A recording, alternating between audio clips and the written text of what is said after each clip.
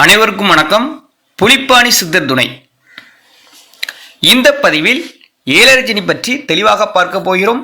மேலும் ஏழரை சனியில் என்னென்ன பாதிப்புகள் ஏற்படும் என்பதை பற்றியும், ஏழரை சனி யாரையெல்லாம் பாதிக்காது என்பதை பற்றியும் தெளிவாக பார்க்க போகிறோம். ஃபர்ஸ்ட் ஏழரை சனினா என்ன, அதை பற்றி பார்ப்போம். உங்கள் ராசிக்கு இன்றைய கோச்சார சனி பகவான் 8ல் இருப்பது அஷ்டம சனி. அதேபோல்தான் உங்கள் ராசிக்கு சனி பகவான் 12, 1, 2 இந்த 3 பாவங்களில் கோச்சாரத்தில் சென்றால் அதுவே ஏழரை சனி ஆகும். ஏழரை சனி என்றால் வேறு ஒன்றும் கிடையாது. சனி பகவான் உங்கள் ஜென்ம ராசிக்கு கோச்சாரத்தில் 12ல் சென்றால் 12ஆம் இடம் விரயஸ்தானம் என்பதனால் விரயசனி ஆகும். அதை இது உங்கள் ராசிக்கு கோச்சார சனி உங்கள் ராசியின் மேல் சென்றால் ஜென்ம சனி ஆகும். கோச்சார சனி பகவான் உங்கள் ராசிக்கு 2ஆம் இடத்தில் சென்றால் பாத சனி ஆகும். மொத்தம் 7.5 வருடங்கள். இந்த விரயசனி, ஜென்மச்சனி, பாதச்சனி இந்த 3ம் சேர்த்துதான் மொத்தம் 7.5 வருடம் ஆகும். எனவேதான் இந்த 12, 1, 2ஆம் பாவங்களை சனி கடந்து செல்லும் காலம் 7.5 சனி காலம் என்கிறோம். இதை புரிந்து கொள்ளுங்கள். இதில் அதிக பாதிப்பை தருவது ஜென்ம ராசியில் சனி பகவான் செல்லும் 2.5 காலம் மட்டுமே உங்களுக்கு அதிக பாதிப்பை தரும். ஒரு உதாரணம் எடுத்துக்கொள்வோம். மீன ராசியை எடுத்துக்கொள்வோம். மீன ராசிக்கு இன்றைய கோச்சாரத்தில் சனி பகவான் 12ஆம் இடத்தில் உள்ளார், அதாவது கும்பத்தில் உள்ளார். எனவே கும்ப ராசிக்கு ஜென்மச்சனி நடக்கிறது, மீன ராசிக்கு விரயச்சனி நடக்கிறது. சனி பகவான் அடுத்து மீன ராசிக்கு செல்ல போகிறார். சனி பகவான் மீன ராசிக்கு சென்றால் கும்ப ராசிக்காரர்களுக்கு பாதக சனியும், மீன ராசிக்காரர்களுக்கு ஜென்மச்சனியும், மேசத்திற்கு விரயச்சனியும் நடக்கும். ஆனால் ஜென்மத்தில் சனி செல்லும் 2.5 வருட காலம் மட்டுமே சனி பகவான் அதிக பாதிப்பை கொடுப்பார். நல்லா புரிந்து கொள்ளுங்கள்.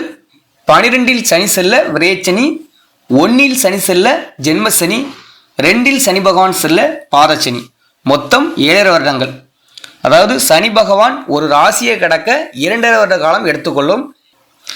எனவே இந்த 3 பாவங்களை கடக்க ஒவ்வொரு பாவத்திற்கும் 2.5 காலம் என எடுத்துக்கொண்டால் 3 பாவத்திற்கும் சேர்த்து மொத்தம் 7.5 வருடம் ஆகும்.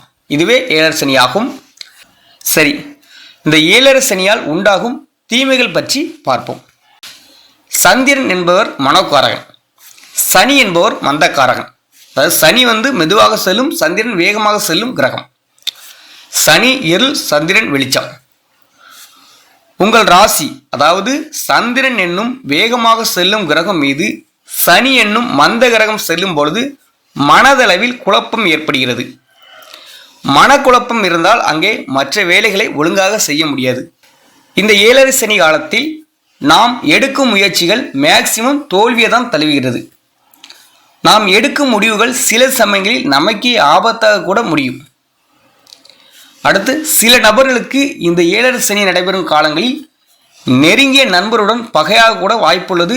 நல்லா கூடயே சுற்றிட்டு இருப்பாங்க, இருந்தாலும் அந்த நடைபெறும் காலங்களில் பகையாக கூட வாய்ப்புள்ளது. சமூகத்தில் உங்கள் அந்தஸ்து குறையவும் வாய்ப்புள்ளது. இந்த ஏழரை சனி காலத்தில் அலைச்சல் அதிகமாக இருக்கும். அலைச்சல் மட்டுமே அதிகமாக இருக்கும், ஆனால் காரியம் நடைபெறுமா என்றால் அது நடைபெறாது. இந்த ஏழரை சனியில் ஜென்ம சனி காலத்தில் நீங்கள் ஒரு புதிய தொழிலை செய்தால் தொழில் நஷ்டம் ஏற்படவும் வாய்ப்புள்ளது.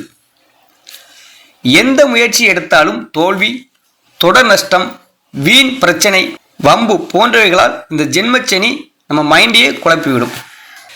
இந்த ஏழரை சனி யாரையெல்லாம் பாதிக்காது என்று பார்ப்போம். முதலில் உங்கள் லக்னம் வலுவாக இருந்தால் ஏழரை சனி தாக்கம் பெரிய பாதிப்பை ஏற்படுத்துவதில்லை. அதாவது எதையும் சமாளிக்கும் திறன் உங்களிடம் இருக்கும். சனி பகவான் உங்கள் லக்னத்திற்கு யோகராக வந்தால் பெரிய பாதிப்பை ஏற்படுத்தாது.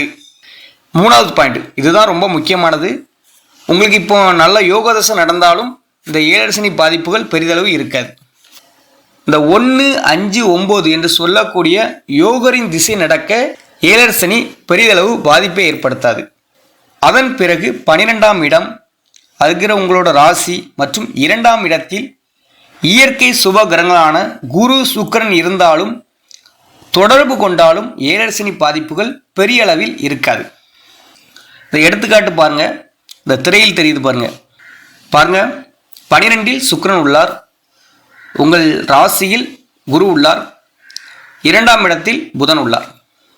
நல்லா பாருங்க, இப்படி கிரக அமைப்புகள் இருந்தால் அந்த ஏழரை சனிகள் பெரிய பாதிப்பை ஏற்படுத்துவதில்லை. உங்கள் ஜாதகத்தில் பாவங்கள் நன்கு வலிமையாக இருந்தாலும் அந்த ஏழரை சனி பெரிய பாதிப்பை ஏற்படுத்தாது. ஏழரை சனி பற்றி பொதுவாக பயப்பட வேண்டிய அவசியம் இல்லை.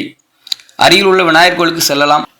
அது மட்டும் இல்லாமல் நம்ம இந்த சனி பகவான் பற்றி நிறைய பதிவுகள் வெளியிட்டுள்ளோம். நம்ம சேனலில் பல வீடியோக்களில் சனி பகவானுக்குரிய பரிகாரங்கள் பற்றி கூறியுள்ளோம். அதை பார்க்காதவர்கள் பார்த்து பயன்பெறுங்கள்.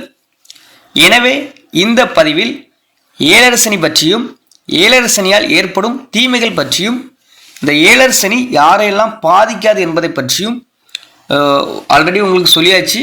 நீங்கள் அதை புரிந்து கொள்ளுங்கள். இன்னொரு முக்கியமான விஷயம், நம் பதிவிலேயே சனி பகவானுக்குரிய பரிகார முறைகளை கூறியுள்ளோம். அதை பார்க்காதவர்கள் பார்த்து பயனடையுங்கள். நன்றி, வணக்கம்.